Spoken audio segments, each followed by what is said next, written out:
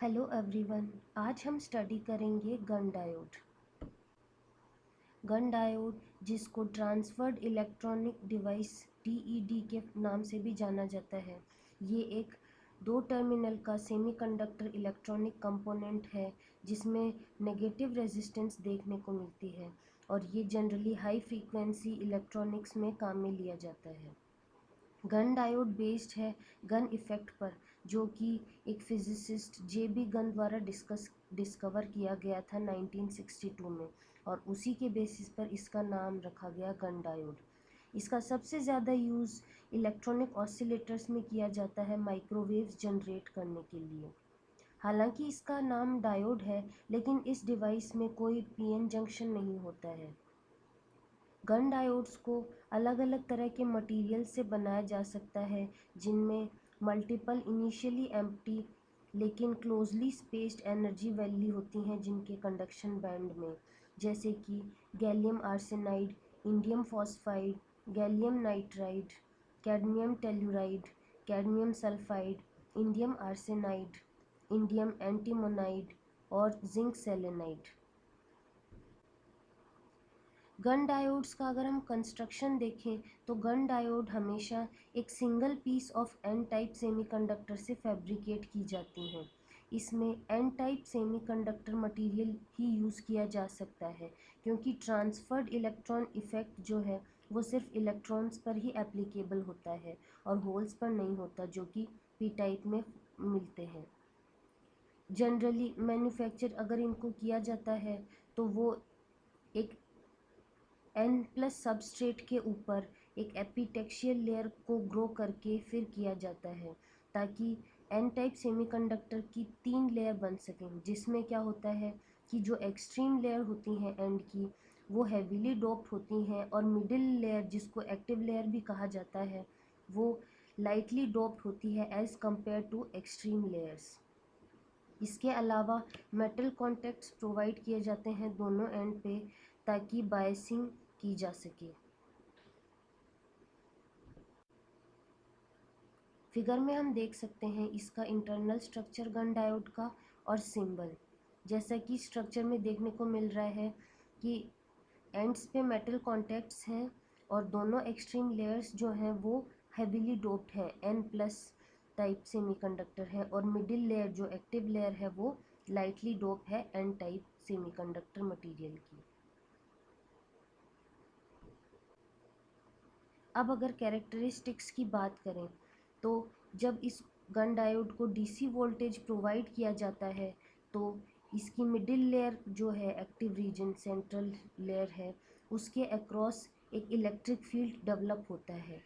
Initially जब voltage की value कम होती है उस टाइम पे कंडक्शन इंक्रीज़ होता है, क्योंकि जो हेविली डोप्ड रीजन्स हैं, जो एक्सट्रीम लेयर्स हैं, उनके अक्रॉस मूवमेंट ऑफ इलेक्ट्रॉन्स होता है, जिसकी वजह से कंडक्शन इंक्रीज़ करता है।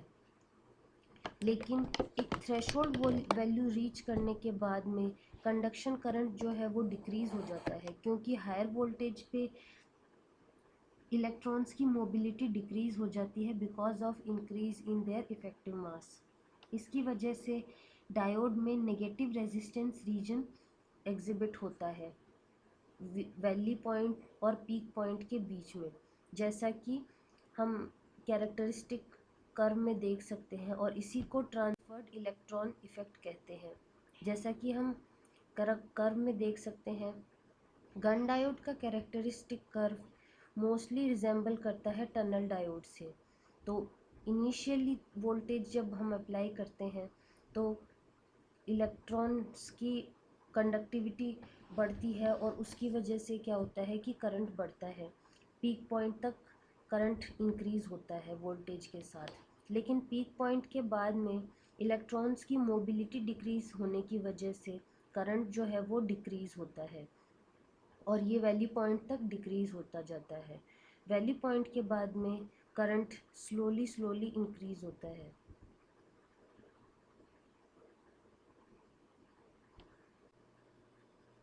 अब अगर हम एप्लीकेशंस देखें तो गन डायोड की मोस्टली एप्लीकेशंस माइक्रोवेव फ्रीक्वेंसीज़ पर ही देखने को मिलती हैं, और ये बहुत वास्टली यूज़ किया जाता है।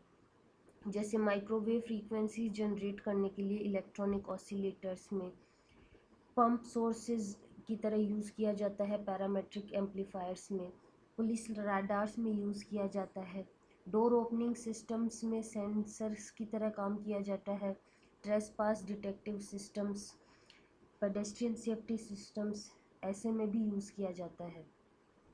और as a source of microwave frequencies में भी यूज़ किया जाता है automatic door openers, free traffic signal controllers में, माइक्रोवेव रिसीवर सर्किट्स में यूज़ किया जाता है, रेडियो कम्युनिकेशंस और मिलिट्री सिस्टम्स में भी इसका यूज़ देखने को मिलता है, remote vibration detectors, tachometers, pulsed Gunn diode generators में, और माइक्रो इलेक्ट्रॉनिक्स में भी यूज़ किया जाता है as controlled equipments.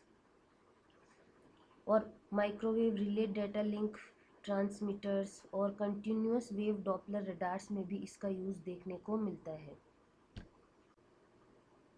Gun diodes के एडवांटेजेस अगर हम देखें तो इनका सबसे बड़ा एडवांटेज है कि ये बहुत चीप होते हैं।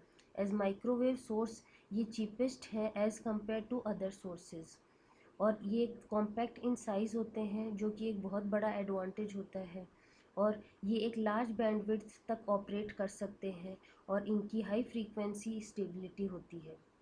अगर डिसएडवांटेज की बात करें तो इनका टर्न ऑन वोल्टेज बहुत हाई होता है, और 10 गीगाहर्ट्ज से बिलो की फ्रीक्वेंसीज़ पर इनकी एफिशिएंसी बहुत कम होती है, और टेम्परेचर स्टेबिलिटी इनकी बहुत पुअर होती है।